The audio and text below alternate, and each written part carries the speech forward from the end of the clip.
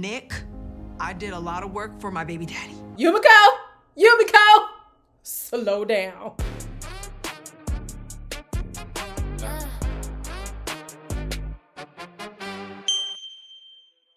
Hello everybody, welcome back to my channel. My name is Queenie. For those who don't know me, reviewing $1 Million Secret, Season 2, Episodes 4 to 6. Before I get into it, please make sure to like this video, subscribe, hit the bell, hype up the video, and leave a comment down below. So we are picking up where we left off. Nick is the new millionaire, and his new agenda is he needs to tell 4 people that they have a celebrity doppelganger. His reward is a double kill shot, and his penalty is that 4 votes will be cast against him if he cannot complete the secret mission.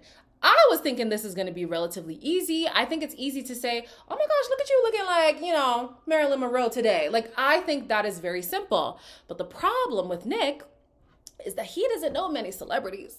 So he was struggling. And it also doesn't help that Melissa is very paranoid. And Melissa decided that people are not going to speak on a one-on-one basis. It's only group conversations. Everyone's looking at me with Umeko. Does anyone want to get in the sun over there a little bit? No smaller than 5. Okay. So I'm trying to come up with actors. You've never seen When Harry Met Sally? Nah, this is tough, dude. I found it hilarious that Nick barely even knew many celebrities to begin with, at least celebrities that looked like these people. And then the people that he landed on, I was like, I don't really get the correlation, but okay. So first, he said that Hunter's doppelganger was Matthew McConaughey. All right.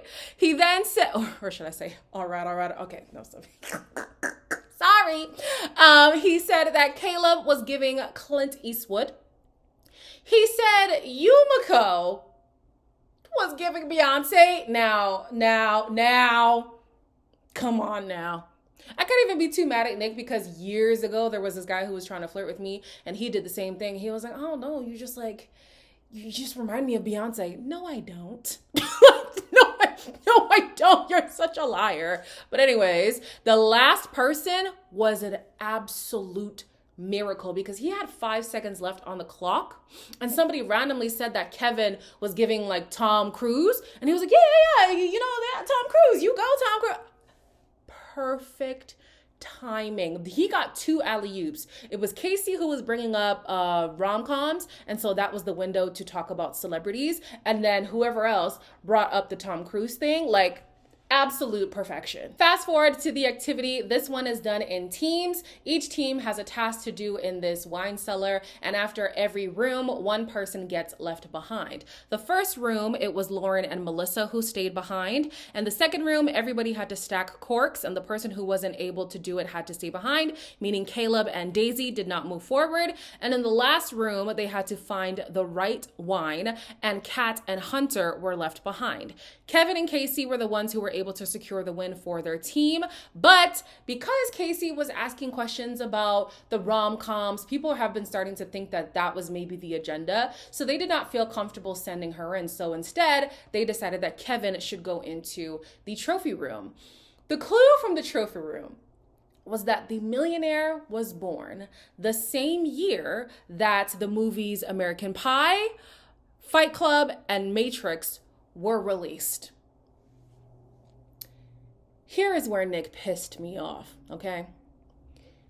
Kevin decided to hold on to the information about the clue and go straight back to the house and say, what's everybody's age? Not what's everybody's age, what year were you guys born? If somebody's coming out of the trophy room and they immediately ask me, what year was I born? Unprovoked? I'm lying. I'm doing 1 year difference. What I would do was, okay, I'm born 96. I would say 95 at the end of the year. Unless I've spoken in length about my birthday, I would have to lie about the year. Like, I just have to. But anyways, there are 4 people who are implicated. It's Umeko, Kevin, Kat, and Nick. Off rip, people are like, it's Nick. Nick is panicking because obviously it's Nick, and he decides that he's gonna throw Kat under the bus. Kat wants to go for Nick, and she doesn't really know that at this point, Umeko and Nick kind of have like a little something going on, right? So she says, yeah, I'm skeptical of Nick, and Umeko is like, well, I have to tell Nick to make sure that he can do some damage control. Nick, convince me it's not you. Nikki, can I steal you? Everybody thinks it's you. Don't have any idea what the agenda was. No. Seriously, rack your brain. Was somebody like, oh, what's that actor's name? Matthew McConaughey. Who said that? Nick did. I obviously could be fishing. I do remember high-fiving Kat like 10 times. That's what I thought of. There was gonna be a double kill shot. I was convinced that Nick would go home because everything was pointing to him. He was struggling to keep the heat off of him. Like, he was struggling so bad. And then the way that he turned on Kat was even like, come on.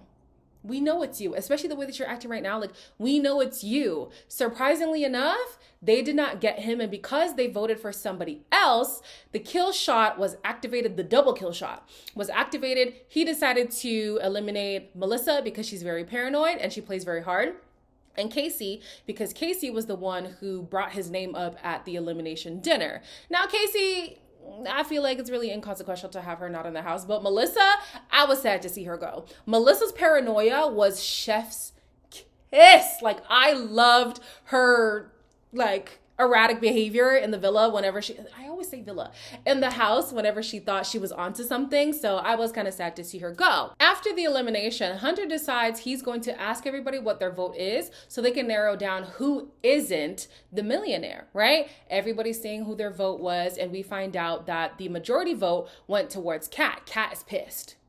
Kat is upset, but I'm just like, I get that you're annoyed, but you just got exonerated. Like, this is a win. This is a good thing, trust me. She's not gonna be sad for long. She's gonna start to think a little bit further on what happened during the elimination. And she deduces that the millionaire must be Nick. Nick went for a very hard game player, which is Melissa. Melissa was making it very obvious that she did not trust him. She was very quick to, rally the troops against him. And then at the elimination dinner, it was Casey who threw out Nick's name first. So it's like he was trying to get rid of whoever was making it clear that he did not have them on side. So already Kat is putting two and two together, and it took the other people just a little bit longer to get on board. The next day, the new agenda is that Nick has to pin 3 clothespins on people secretly. If he's able to succeed, he gets to cancel out 2 votes that are cast against him. But if he fails, he gets 4 votes that are against him, which is wild at this point. You might as well be going home with 4 votes against you. Simultaneously, there's a secret agenda. We have Umeko, who gets a note under her door, and she has a secret agenda where she has to hit 3 people with a beach ball on the head. And if she does that, and she's able to keep the millionaire in, she gets the money in the next round. So she has to do the secret agenda. She has to make sure that she stays in the house, and she has to make sure that the millionaire stays in the house. Nobody even picked up on what she was doing at all. Nick, on the other hand, Yeah. But that's pretty awesome. Yeah. It's just Zoom meetings. I have 2 little steps in my house and I fell down and broke my ankle. There's a paperclip on my sleeve. Was this on you? Yeah. I just felt it on me. Did you do that? I don't know. you are one of 3 people. You have only pinned 2 people. Why wouldn't you pretend that the last one was pinned on you? Oh my gosh. Like, I understand he panicked. Even me, as I was watching, I was starting to panic too. So I think I would have completely folded under pressure. But being an outsider, looking in at the situation, pretend you got pinned too. What the heck? Everybody's like, well, it absolutely has to be Nick. Why is he walking around with clothespins? Where did he get those from? He's not the type to be, doing weird, quirky stuff. Like, he's cool guy, calm guy. So obviously, this is an agenda. I don't know why it didn't cross his mind. If anybody's going to be interviewing Nick, ask him why he didn't pretend like that last clothespin was on him. Easy diversion. Lucky for Nick, he was able to finish the secret agenda. He pinned the clothespins on Lauren, Caleb, and Umeko. Umeko, though, she wasn't very vocal about the fact that he did the secret agenda on her. and that's going to bite her in the ass later. Like, that's going to show up soon. But anyways, fast forward to the activity. It's starting off as a team game, and then it ends where one person gets the reward, and the reward is immunity from the vote. Nick needs to win this, okay? So the first game is stag roulette, and the person who is, or the team who is able to bluff the most is able to advance into the next game. Surprise, surprise, Mr. Hunter is actually a professional poker player, so they were able to win the first round. The second game was Stag 21. Unfortunately for Nick, he was not on a team with Hunter, and Hunter's trying to get everybody to just throw the game to Caleb, right? Nick is obviously fighting back because he wants to get immunity. So this isn't a good look, and unfortunately for him, he lost to Caleb. All of a sudden, not really all of a sudden, but everybody's talking, they're chitter-chattering, and they're realizing we have Nick in a corner. Come to find out, Hunter is not the only person who lied about their job. Umeko, I don't know what she told the people. I don't even think she told us anything. But we find out that she was an intelligence, an intelligence analyst for the Navy. So this girl is really good at lying, laying low, being observant, scoping the scene, interrogating people. I'm thinking, well, this makes sense, because in the first episode, I was like, I'm not sure if Umeko is being quiet on purpose or if this is just her natural disposition. It's on purpose. She was so strategic. Umeko! This girl is good. So she's like, well, I'm aware that everybody wants to get rid of Nick, but I need Nick. I need him to stay, not only for my game, but for me to become the next millionaire. So I need to change the narrative that we need to get out somebody else. Daisy is very loud. I can use her personality. We keep the millionaire in now that we know who the millionaire is. We need to vote out Hunter. Daisy's going to target Mama Lauren and Caleb. What's happening? People are voting for you. Really? We're outnumbered. When they go to the elimination dinner, it's basically Nick versus Hunter. These two are at each other's necks. Nick is refusing to let anybody know that he was a millionaire. Thank God. I think people have learned from season 1, even if you don't have the money anymore, don't claim it. Don't do that, okay? So he's like, I don't know what y'all are talking about. I don't have the money. And even if I did have the money, wouldn't you want to be on the side of, the millionaire? They have big, big powers. You need to go with an alliance. You need to go with people who you trust. That is the play. And then Hunter is like, no, we're all here fighting for ourselves. You need to get out because that gives us a better chance to have the money. We can't just keep the money in your hands and have you kill us off one by one. It doesn't work that way. When I tell you I was so tense, it felt so heated in there because obviously both sides were making sense. And you're the millionaire, right? So you have to do anything you can to get the heat off of you, but you're at the same time making yourself look so guilty. So with the help of his advantage of having 2 votes canceled, and Umeko somehow swaying somebody else to vote in his favor, he stays. Hunter got eliminated. When I tell you I was gobsmacked, my jaw was on the floor. But this does not work for Umeko because people are seeing, hold on, Umeko was fighting for Nick. They might have a little flirtmance going on. I don't even know if many people picked up on that, but they did know that these two are now working together. Obviously, she's trying to protect him, right? And then I think it was Caleb. He was starting to speculate why Umeko didn't share the fact that she was also clothespinned. Y'all know what I'm saying. So they're like, we already said that he is a millionaire because of the clothespin thing. You were one of the participants in the agenda and you didn't say nothing? We got to question that. And this is a tough thing for Caleb because Umeko is his number 1, or so he says. He claims that she's the number 1, but I haven't been seeing that kind of loyalty. But anyways, fast forward to Umeko now being the millionaire. Yumeko's agenda is to say these 5 phrases to any house guest. There's no number of how many people she has to say it to. She has to say konnichiwa, hasta la vista, mahalo, ciao, and bonjour. Her reward is a kill shot on top of whoever gets eliminated, and the penalty is 3 votes cast against her. Off rip, Daisy's like, it's Umeko. It has to be because she's spiraling And she's wrong, but she's right. So she thinks the secret agenda was that the person has to convince people not to vote out Nick so that they would get the money. And maybe if Nick was voted out, then the money would have been moved around randomly, right? That wasn't the agenda. The agenda was the beach ball thing, but literally nobody picked up on the beach ball thing. So she's suspecting Umeko. Lauren is suspecting Umeko. Caleb is suspecting Umeko because of that and because of the clothespin thing. So he wants to have a conversation with Umeko. And I'm sorry, I feel like he turned on her first because he was wanting to let Hunter know that Hunter was being targeted, but Yumiko's the one who brought the idea to him, or Umeko and Daisy kind of concocted this whole plan. So if Umeko really was your number one, you would have checked in on her first, and instead of just going to Hunter and telling him what the plan is. So I'm just like, I don't know, Caleb. I feel like Umeko has the right to not really put all her eggs in your basket. Who do we have? Who is our group? Nick, you, me, and Lauren. Umeko seems to be protecting Nick at all costs. I know now that Daisy is loyal as they come. And she shows that she cracks under pressure. Ciao, how's la vista? And Bonjour, you gotta go. at the Mahalo end- for being here. And they kind of went, I don't wanna push my luck. What a great play by Umeko. Great play. Because if you're not paying attention, you wouldn't even see what she did as an agenda. Caleb didn't notice that what she did was an agenda. Even when she uses the last phrase, I think it was konnichiwa, it also was on Caleb. And she said, konnichiwa, Kevin. Konnichiwa, Kevin. Does that even make sense?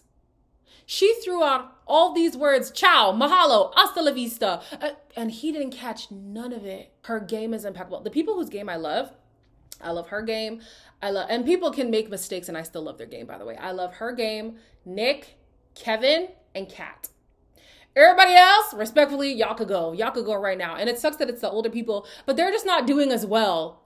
Those four, yes, they have the little missteps, but as a whole, they're playing great games. So the next activity was a maze / scavenger hunt / word riddle thing. And there were 3 teams. One team was just one person. It was Nick. And everybody felt comfortable sending Nick in because they know he's not the millionaire right now. So if he was to go in the trophy room, he doesn't have a reason to distort the clue because it shouldn't refer to him. It shouldn't. It might, but it shouldn't. You know what I'm saying?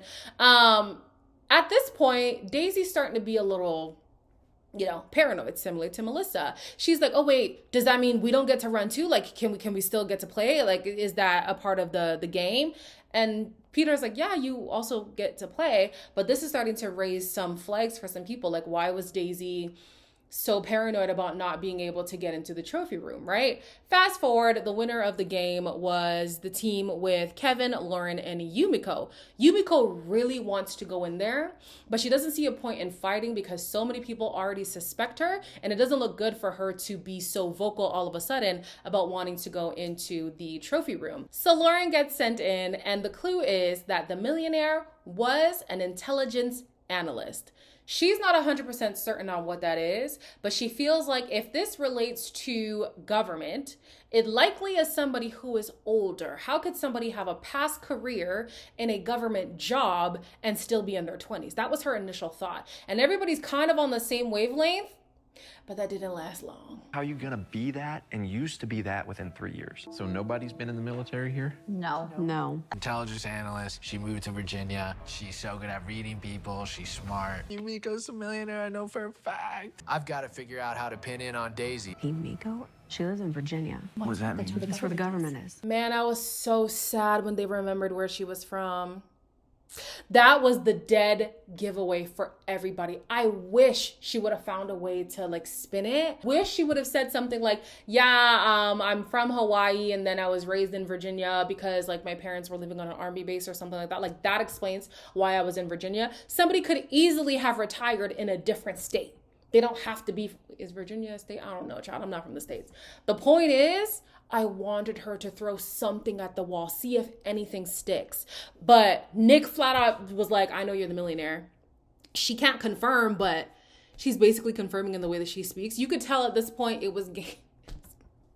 It was game over. And sure enough, they voted out my girl. I was an operational and cyber intelligence analyst. I came here to represent a lot of people, you know. I'm Black, I'm Asian, I'm a woman. I came here to represent whatever stereotypes they think about us. It's not true. And you guys made me feel a lot cooler than I think I am. Umeko, you must check out of the stag. Man, this is a rough game to be a POC. Man, we're already low in numbers as it is. Now everybody in the house is white. No offense. Like, I know that it's not a targeted thing. This is not like Survivor or Big Brother back in the day when they used to actively go for the POCs. This is very different, obviously. But I was just like, dang, my last hope. I really loved how Umeko played, especially these last few days. Like, she played a quiet game. And even when she was a bit more vocal, she still was strategic in how she did it. It's just that clue got her. That clue got her, and the way that she tried to turn the house on Hunter got her. If those things didn't happen, but maybe it wasn't even the fact that she tried to turn the house on Hunter. She just didn't have a good enough hold on Caleb, who was supposed to be her number one. She then focused on Nick more than she focused on Caleb. And Caleb obviously felt a way about him not being as in the loop with her as he thought he would be. So yeah, unfortunately, the Alliance management just sent her down the river. And my girl is gone. We don't know who the next millionaire is, but it seems like these last 2 episodes are going to be super emotional. I'm interested to see what's going to happen there. As always, like, comment, share, and subscribe, and I'll see you in the next one.